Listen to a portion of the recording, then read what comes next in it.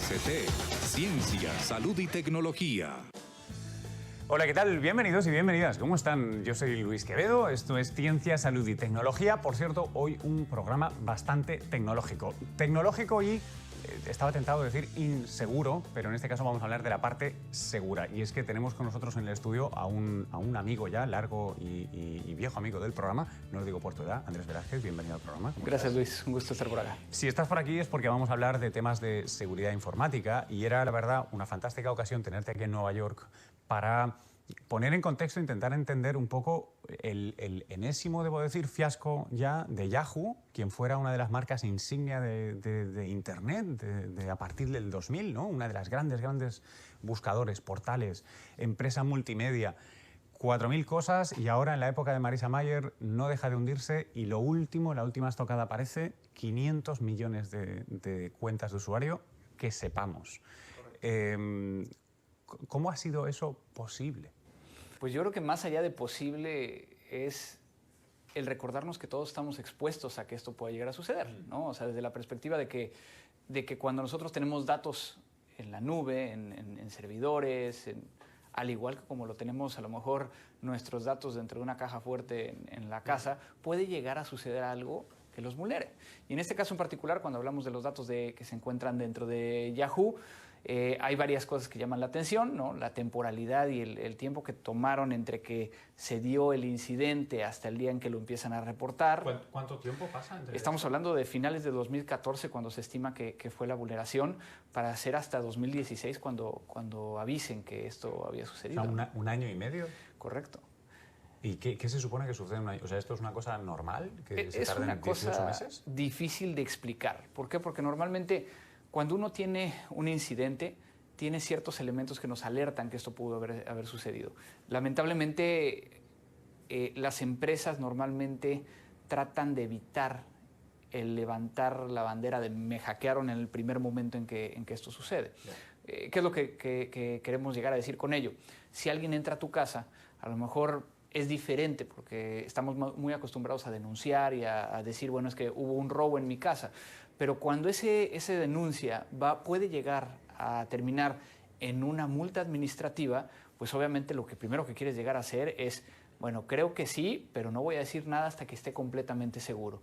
Y entonces esta es la repercusión de que, por un lado, si hay una legislación que obligue a que denuncien, pero por el otro lado, no hay una temporalidad clara, ¿no? Claro, pero en estos 18 meses, y a mí me queda claro, desde que haya un indicio, sea del tipo que sea, hasta que se vean, entiendo que forzados por la evidencia a hacerlo público, ahora que estamos después de esos 18 meses y sabemos que en efecto había una fuga, en estos 18 meses podemos entender que seguía perdiendo el barco, estaba hundiéndose también en estos 18 meses. No creo, yo creo que lo que sucedió es de que hubo una violación al sistema de información, extrajeron los datos y ahí la empresa hace todo lo posible para poder llegar a modificar su esquema de seguridad y evitar que esto siga. Y luego estudia si es cierto. Exactamente. Okay. O sea, más un tema como precisamente lo que nosotros hacemos de forense y de reacción ante un incidente, de, a ver, voy a reaccionar para regresar a la operación y en el inter voy investigando para ver si es cierto o no es cierto lo que sucedió. Andrés, mira, yo como no soy especialista de estos temas, siempre lo que me sorprende es lo mismo.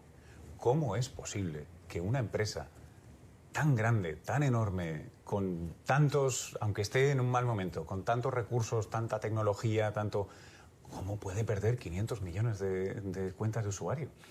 Hay que encontrar el entendimiento aquí de que cuando estamos hablando de toda esta cantidad de usuarios y todas estas cuentas, no es que las cuentas estén en diferentes lugares, sino simplemente es como si fuera un archivo dentro de tu computador. O sea, entraron una vez y se llevaron los que fueren. Claro, y no es como cuando llega alguien a robar una tienda, ¿no? Que va a buscar qué es lo más preciado, sino lo que alcanza a agarrar y es lo que se lleva. Y en este caso, pues encontraron una base de datos que contenía todas estas cuentas. ¿Cómo puede, en esos 18 meses que han pasado, cómo puede una empresa intentar comprobar si es verdad, no solo que hubo una fuga, sino que esa fuga fue un robo, ¿no? O sea, esa actuación fue un robo y que tiene que llegar a reportarlo? O sea, en esos 18 meses, ahora que me has convencido de que no necesariamente seguía perdiendo, ¿qué sucede en ese tiempo para poder llegar a decir señores, sí, ha pasado esto. Tiene que suceder lo mismo que nos sucede a todos, ¿no? Una alerta o una alarma que nos podría llegar a decir, creemos que alguien entró. Y después determinar, bueno, ya entró, ¿qué fue lo que alcanzó a ver? ¿Qué fue lo que alcanzó a tomar? Y esa es la parte más difícil. ¿Por qué? Porque a lo mejor nuestro sistema de casa pues sensa que alguien abrió la puerta. Pero si nosotros no tenemos cámaras y no tenemos cosas adentro, pues tenemos que sacar un inventario, ¿no? En este caso es mucho más complejo. ¿Por qué? Porque a diferencia de un bien tangible, pues la información te la llevas y sigue habiendo una copia ahí. Claro. De tal forma que entonces tuvieron que hacer una historia y definir los hechos en cuestión de, bueno, ya encontramos que entró. De este servidor brincó a este otro y desde aquí brincó a este otro y tenemos consultas, ¿no?, a la base de datos. ¿Cuáles de esas consultas son legítimas y cuáles son ilegítimas? Para poder llegar entonces a decirlo. Ajá. Y eso toma tiempo. Esas son las cosas que, esas son las que tú y tus chicos hacéis, ¿no? Correcto. ¿Cómo las lleváis a cabo? O sea, es que siempre me fascina, porque me parece tan intangible el poder ver si se llevaron o no se llevaron y sobre todo hacia dónde se llevaron. ¿Podemos saber hacia dónde se llevaron estas cosas? Mira, por ejemplo, hemos tenido en los últimos año y medio varios casos, particularmente hacia el sector financiero, sí, donde en uno de los peores casos llegaron a robarse cerca de 6 millones de dólares utilizando Internet. Entonces, ¿qué es lo que se empezó a detectar? Obviamente, por un lado tienes a la gente de sistemas que identifica un acceso no autorizado, pero también por el otro lado empiezas a ver que la gente de contabilidad empieza a ver desfases que no cuadran. Entonces, aquí es un poco más sencillo. ¿Por qué? Porque tienes dos fuentes que te confirman, ¿no? De tal forma que entonces lo que nosotros hacemos primero es llegar a tratar de encontrar la forma en que la gente se calme. Porque ese es el principal problema. Todo el mundo está corriendo como gallinas sin cabeza porque no sabe cómo reaccionar ante un incidente. Y todo el mundo se empieza a echar la culpa entre ellos. Entonces, lo que nosotros hacemos es, por un lado, el establecer estrategias muy claras. Uno, tenemos que regresar a la operación lo más rápido posible. ¿Por qué? Porque cada vez que el sistema esté abajo, representa una pérdida para la organización. Pero por el otro lado, no podemos llegar, si fuera esto una escena del crimen, llegar a barrer y a limpiar todo, porque en ese momento estamos alterando las cosas que nos podrían llegar a confirmar que se llevaron. Entonces, es un tema donde tenemos que, uno, asegurar, dos, regresar a la operación, pero tener la mayor cantidad de evidencia posible para confirmar los hechos. Oye, precisamente sobre las consecuencias de esta fuga, tanto tecnológicas en términos de datos como económicos, te quiero preguntar, pero tenemos que hacer una brevísima pausa. Te pido, paciente, que te quedes con nosotros. Chicas, chicos, volvemos en apenas 2 minutos, porque sobre esto de Yahoo me temo que todavía nos queda algo que hablar.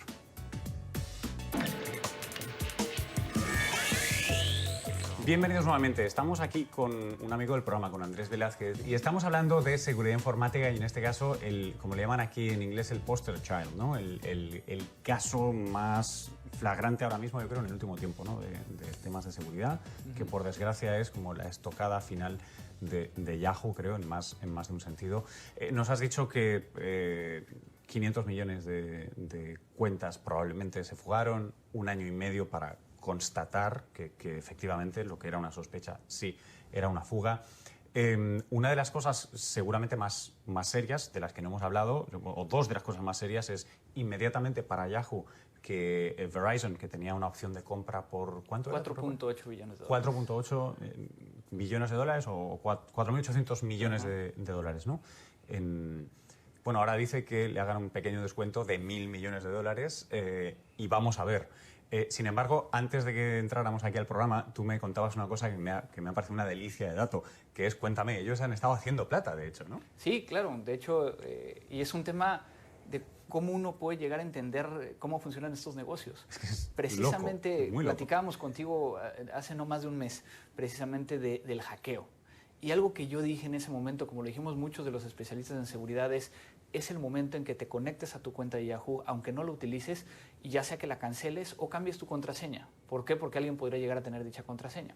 Y eso generó tal movimiento hacia los servidores de Yahoo que el tema de las promociones, mercadotecnia que se hace en todos estos pequeños banners se fuera para el cielo, haciendo que entonces Yahoo ganara durante ese periodo mucha plata precisamente por este tipo de situación. Dios mío, es que me parece de una ironía y no sé si hasta una cierta injusticia. Entiendo que hay que hacer lo que decís, ¿eh? Hay que ir corriendo y cambiarlo porque no es broma.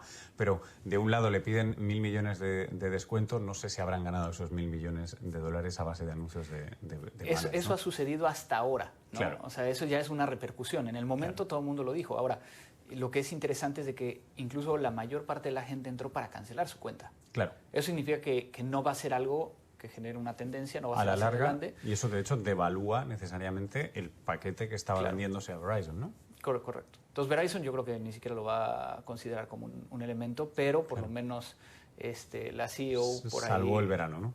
Y lamentablemente ahí sale todo el tema de las personas que ocupan esta información de otra forma y dicen que el mismo Yahoo fue quien provocó en este momento esa situación para poder llegar a tener un ingreso mayor. Yeah. O sea, que en este caso no creo que sea así. Claro.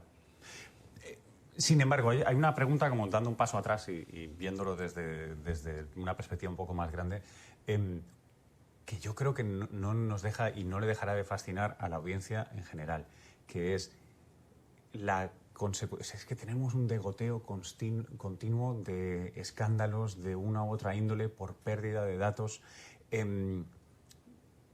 Vamos a ver, ¿cuál es el problema fundamental que estamos aquí? Es decir, ¿es la arquitectura de Internet como nace en los 60? Llegamos a la World Wide Web, llegamos aquí donde estamos, en esta estructura descentralizada, ¿no? El protocolo de los paquetes, esa redundancia, seguridad, etcétera, etcétera, que la hizo fantástica como herramienta académica y militar, la hace inherentemente frágil a quien quiera no dejar pista, colarse, robar, y por tanto necesitamos... Yo le estaba escuchando el otro día en una entrevista muy interesante a Malcolm Gladwell, que no es un tipo que sepa tecnología, pero que estaba hablando de esto con un tecnólogo, decir, no, es que el problema es la estructura que tenemos de Internet. O sea, el monstruo que hemos creado, si queremos seguir aprovechando esta vida conectada que tenemos, tal vez merece la pena que empecemos a trabajar en redes más sólidas, estructuradas de otra manera. ¿Es inherentemente insegura y tenemos que aprender a vivir con ello? Y si es así, ¿tenemos que cambiar a otro sistema? ¿Tú qué opinas? Yo creo que uno de los principales problemas es no entender lo que ha cambiado el Internet alrededor de nosotros. El año pasado, una ponente de uno de los eventos más importantes de seguridad informática, el Black Hat, una abogada dentro de un evento de ingenieros, hablaba y discutía si existe la privacidad hoy en día, quitando Internet y poniendo Internet. De tal forma que estamos viviendo una nueva forma de ver los datos personales, nuestros datos, la comunicación, la forma en que intercambiamos datos. Esto nos lleva a que hoy en día el gran problema es que no sabemos interpretar cuando se da una pérdida de datos por ser un bien intangible. Entonces, lo platicábamos hace un rato. Te robo yo a lo mejor tu café. En ese momento pues no vas a tener tu café y te vas a enojar. Pero te robo tus datos de tu teléfono, sigues teniendo tu teléfono, sigues teniendo tus datos. Y entonces yo puedo hacer mal uso de ese tipo de información. ¿Qué es lo que quiero decir? Que yo no creo que el Internet esté mal utilizado, mal... es una herramienta que para poder llegar a modificarla pues va a ser muy difícil porque es a nivel global. Lo que tenemos que cambiar es la forma en cómo lo estamos pensando. ¿Cuál es el primer problema de los gobiernos cuando hablan acerca de Internet? Quieren regularlo, cuando el Internet no tiene fronteras. No puedes llegar a decir regulo nada más aquí porque entonces caemos en lo que está en situación en China y en algunos otros países.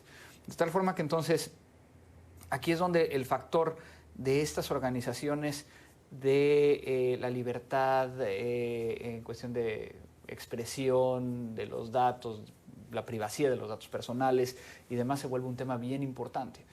Porque para seguir abonándole a todo este tema de Yahoo, pues precisamente está en el proceso de compra de Verizon y sale una nota diciendo que el gobierno de los Estados Unidos tenía un acuerdo con Yahoo para poder llegar a tener acceso no solo a los mails por medio de una orden judicial, sino que por temas de terrorismo, no se sabe si la NSA, el FBI, podía llegar a tener una plataforma que en tiempo real, cuando llegaba el correo electrónico, lo escaneaba por ciertas palabras, y si esas palabras estaban en ese correo, automáticamente se le enviaba a esta autoridad. O sea, literalmente es como el proverbial, lo de pinchar el teléfono, es tener a alguien ahí y si suena algo raro, se graba. Correcto.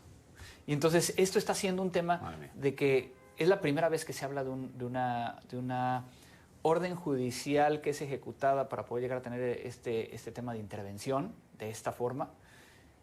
Obviamente no le ayuda tampoco a Yahoo en su proceso de venta. De venta ahora mismo, ¿no? Está cada vez más manchado. Y quien está fuertemente empujando todo esto es Europa.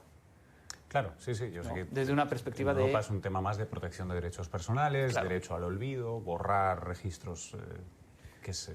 Y entonces por eso tenemos como que diferentes formas de ver las cosas. Por un lado, en América, particularmente en Estados Unidos, el Patriot Act, no hay privacidad. En el caso de Europa, el tema de está la privacidad primero que cualquier otra cosa. Sí. Y en países que a lo mejor no están tan fuertes y tan arriba, que tratan de implementar parte de quiero estar protegido, pero por otro lado quiero llegar a proteger la privacidad, y que no tienen los dientes, no tienen la forma de poder llegar a hacer el enforcement de dichas políticas. ¿Cómo estamos en América Latina? Precisamente así. Instituciones gubernamentales que lo que están tratando de hacer es quiero llegar a que no compartas este tipo de información a las autoridades, pero al ser quien almacena el custodio de la información dentro de los Estados Unidos tiene que cumplir con leyes norteamericanas, claro, por lo tanto van a tener que poder llegar a verlo. Claro. Entonces tenemos todo un teje y maneje alrededor de ello que va a ser muy difícil ponernos de acuerdo. Y entonces regreso a lo que tú me preguntabas. ¿Dónde estamos parados o qué hay que cambiar? Yo creo que hay que cambiar la mentalidad. ¿Por qué? Porque ya no estamos viviendo como vivíamos antes, pero hay muchas cosas que podemos llegar a rescatar. Hoy en día, la mayor parte de las vulneraciones de datos, como lo hemos escuchado de Wikileaks, todo lo que ha sucedido aquí en Estados Unidos, no es de un hackeo. Es de fuga de información por alguien que tenía acceso. Claro. Volvemos a las bases. Factor humano, ¿no? Factor humano.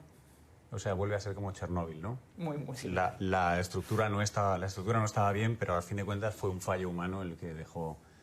Madre mía. Andrés, no sé si me quedo de bueno o de peor humor siempre que vienes, hermano. Me encanta charlar contigo, pero qué dura la imagen que nos pintas. Muchas gracias por venir a compartir tu muchas gracias por invitarme y bueno, qué bueno que nos dio la oportunidad de venir hasta Nueva York para visitarte. Qué bueno.